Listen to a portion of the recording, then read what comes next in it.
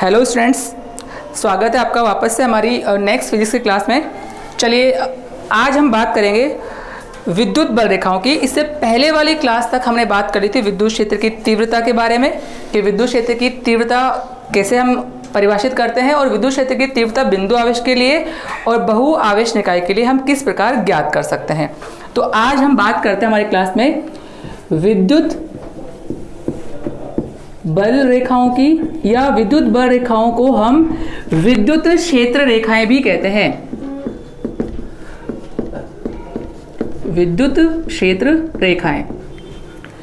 अब विद्युत क्षेत्र रेखाओं को सबसे पहले हम परिभाषित कैसे कर सकते हैं। विद्युत क्षेत्र रेखाओं को हम दो तरह से परिभाषित कर सकते हैं।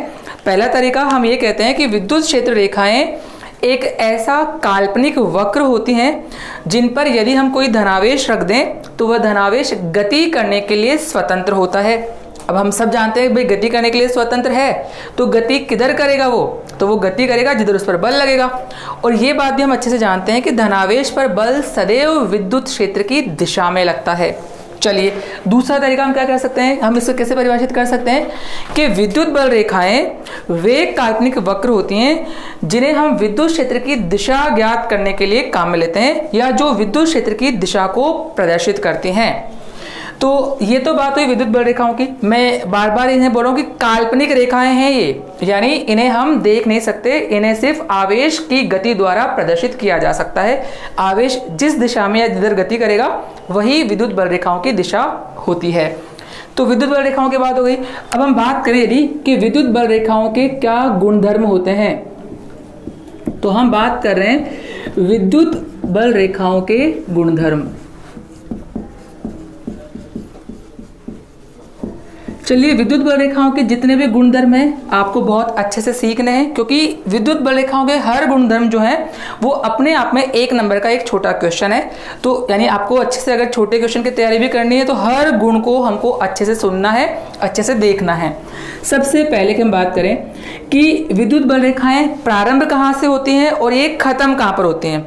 तो याद रखिए विद्युत बल रेखाएं हमेशा धनावेश से प्रारंभ होती हैं और ऋणावेश पर ये समाप्त हो जाती हैं, यानी इनकी दिशा सदैव धनावेश से और इस प्रकार से ऋणावेश की ओर होती है। तो विद्युत बल रेखाएं हमेशा धनावेश से प्रारंभ होंगी और कहाँ जाके मिलेंगी, ऋणावेश पर।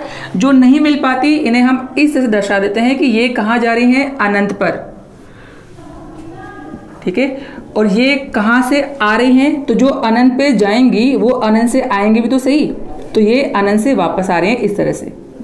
तो ये तो हो गई विद्युत बल रेखाओं की दिशा विजातीय आवेशों के लिए, ठीक है। एक प्लस है और एक माइनस है।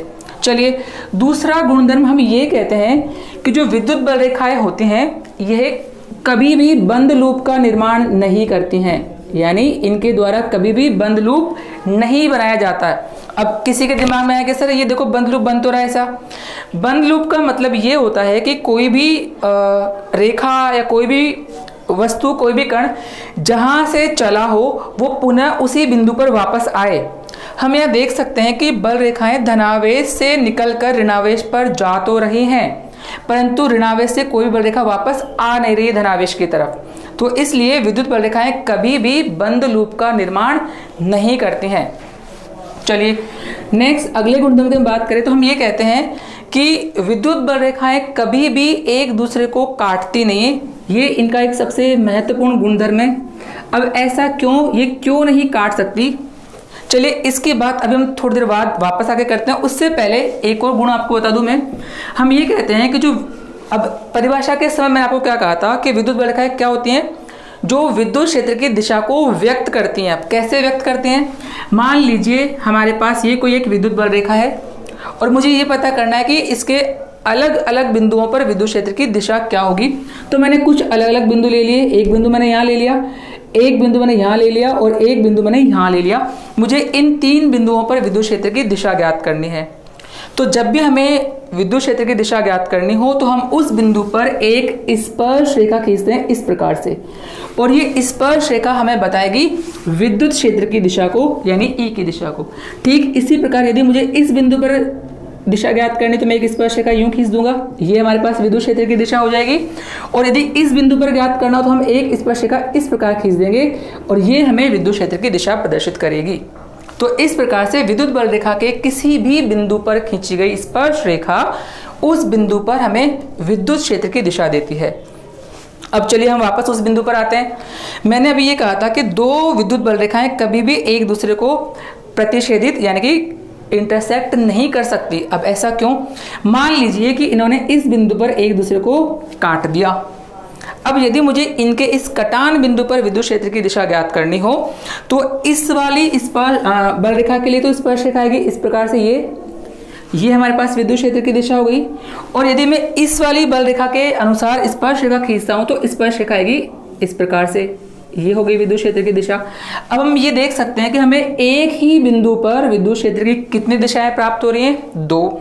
और हम जानते हैं विद्युत क्षेत्र की तीव्रता एक सदिश राशि है और हमें ये भी भली भांति पता है कि किसी भी सदिश की एक समय पर केवल एक ही दिशा संभव हो सकती है, जबकि हमें यहाँ पर 2 दिशाएं प्राप्त हो रही हैं जो कि संभव नहीं है। इसीलिए हम कहते हैं कि विद्युत बल रेखाएं कभी भी एक दूसरे को काट नहीं सकती हैं। चलिए ये तो इसकी बात हो गई। नेक्स्ट अगले गुण की हम बात करें। मान लीजिए यदि हमें किसी स्थान पर बल रेखाएं इस प्रकार दे रखी हैं कि उनकी दिशा और उनके मध्य की दूरी दोनों समान है, यानी इस तरह से ये कुछ विद्युत बल रेखाएं हैं, इनके बीच की दूरी और इनकी दिशा दोनों समान है। मतलब ना इनके बीच की दूरी परिवर्तित हो रही है और हम कह सकते हैं न इनके बीच की इनकी दिशा परिवर्तित हो रही है। दिशा सबकी समान है, दूरी सबकी समान है। तो यदि विद्युत बल रेखाओं की दिशा व दूरी नियत रहे या समान रहे तो ऐसा विद्युत क्षेत्र कहलाता है सम, या आप इसको बोल सकते हैं समरूप विद्युत क्षेत्र। ठीक है, ऐसा विद्युत क्षेत्र हो गया समरूप विद्युत क्षेत्र। और इसी प्रकार अब हम यदि ये कहें कि मान लीजिए या तो इनकी दिशा परिवर्तित हो जाए या इनके मध्य की दूरी परिवर्तित हो जाए या दोनों ही परिवर्तित हो जाए तो ऐसा विद्युत क्षेत्र क्या कहलाएगा? देखिए यहाँ इनके बीच की दूरी बदल रही है, दिशा सबकी समान है लेकिन हम देख सकते हैं दूरी सबके लिए भिन्न भिन्न है। यहां यदि हम बात करें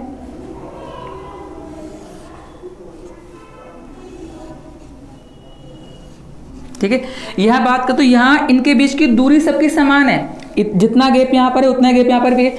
यहां दूरी समान है परंतु यहां प्रत्येक बिंदु पर दिशा बदल रही है। जैसे हम यहाँ बात करें तो यहाँ स्पर्शरेखा अलग दिशा में आएगी, यहाँ बात करूँ तो यहाँ स्पर्शरेखा अलग दिशा में आएगी, यहाँ बात करूँ तो यहाँ स्पर्शरेखा इस तरह से अलग अलग दिशा में आएगी, यहाँ ऐसे आ गई, यहाँ ऐसे आ गई, यहाँ ऐसे आ गई। ऐसे हर बिंदु पर स्पर्शरेखा की दिशा बदलती जा रही है। तो यानी मैं कह सकता हूँ कि हर बिंदु पर विद्युत क्षेत्र की दिशा बदलती जा रही है।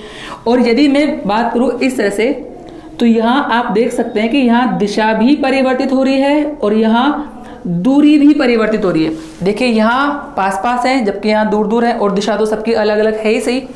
तो यदि विद्युत बल रेखाओं के बीच की या तो दूरी परिवर्तित हो जाए या दिशा परिवर्तित हो जाए या दोनों परिवर्तित हो जाए तो ऐसा विद्युत क्षेत्र कहलाता है असमरूप विद्युत क्षेत्र। तो यहां से हम समरूप और असमरूप विद्युत क्षेत्र की परिभाषा दे सकते हैं कि समरूप विद्युत क्षेत्र मतलब ऐसा विद्युत क्षेत्र जिसमें बल रेखाओं की दिशा तथा उनके मध्य की दूरी नियत रहे। और असमरूप विद्युत क्षेत्र कैसे कह सकते हैं कि ऐसा विद्युत क्षेत्र जिसमें बल रेखाओं के बीच की दूरी या दिशा अथवा दोनों परिवर्तित हों उसे हम असमरूप विद्युत क्षेत्र कहते हैं। चलिए अब बात करते हैं हम अगले गुणधर्म की। ठीक है, तो इसके बाद हमारा जो अगला गुणधर्म हमारे पास आएगा समरूप और असमरूप के बाद, यदि बल रेखाएं पास पास हो यानी यदि इनके मध्य की दूरी बहुत कम हो। जैसे मान लीजिए मैंने एक विद्युत क्षेत्र बनाया है इस तरह से,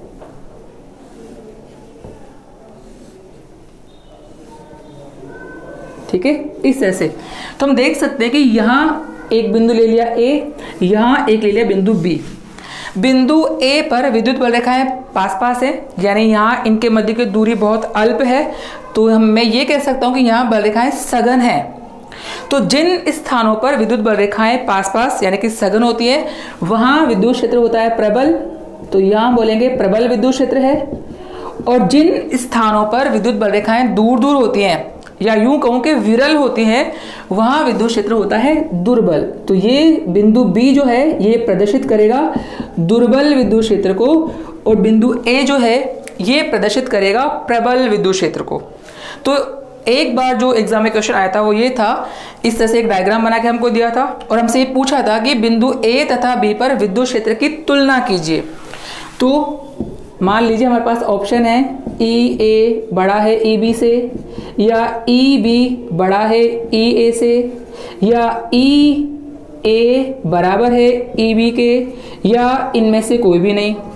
तो जैसा मैंने अभी बताया, इस आधार पर हम ये निष्कर्ष निकाल सकते हैं क्योंकि यहाँ पे बिंदु ए पर बल रेखाएं पास पास हैं तो यहाँ विद्युत क्षेत्र प्रबल होना चाहिए, और क्योंकि बिंदु बी पर विद्युत क्षेत्र रेखाएं दूर दूर हैं तो यहाँ दुर्बल होना चाहिए विद्युत क्षेत्र। तो इस आधार पर हमारा आंसर होगा ये वाला। ठीक है, तो इससे हम बता सकते हैं कि कहाँ विद्युत क्षेत्र प्रबल होगा और कहाँ विद्युत क्षेत्र दुर्बल होगा। चलिए अगले गुण की बात करें। अभी तक हमने ये कहा था कि आवेश विजातीय थे, जिनके लिए हमने कहा था कि बल रेखाएं प्लस से स्टार्ट होती थी और माइनस पे खत्म हो जाती थी।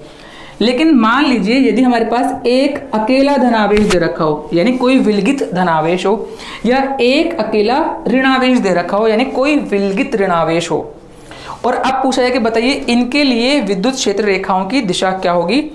तो पहले हम बात करें धनावेश के लिए। मैंने आपसे कहा था धनावेश के लिए विद्युत क्षेत्र क्या होता है, धनावेश से दूर। तो इसके लिए जो बल रेखा होंगी वो इस तरह से होंगी।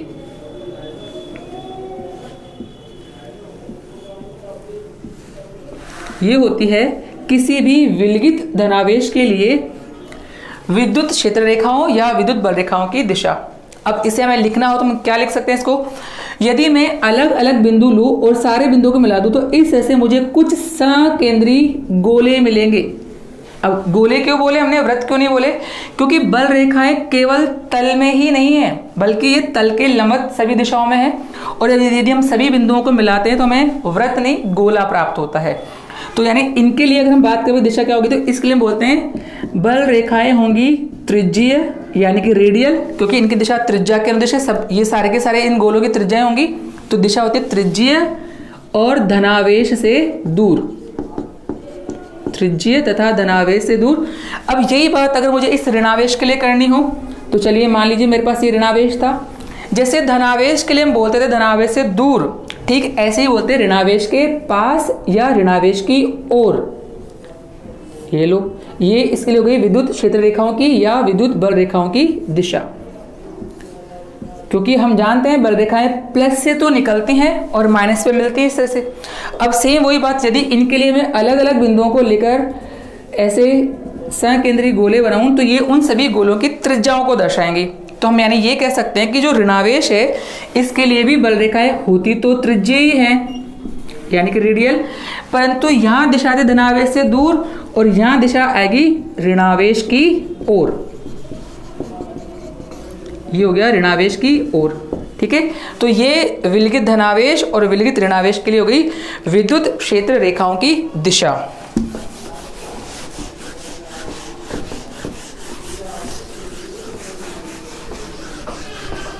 चलिए अब बात करते हैं इनके अगले गुणधर्म की कि विद्युत बल रेखाओं का अगला गुण क्या होता है। देखिए हम ये बोलते हैं कि मान लीजिए हमारे पास कोई चालक है, ये कोई चालक पृष्ठ है, तो चालक पृष्ठ के भीतर बल रेखाएं अनुपस्थित होती हैं, यानी बल रेखाएं कभी भी चालक पृष्ठ के भीतर प्रवेश नहीं करती हैं।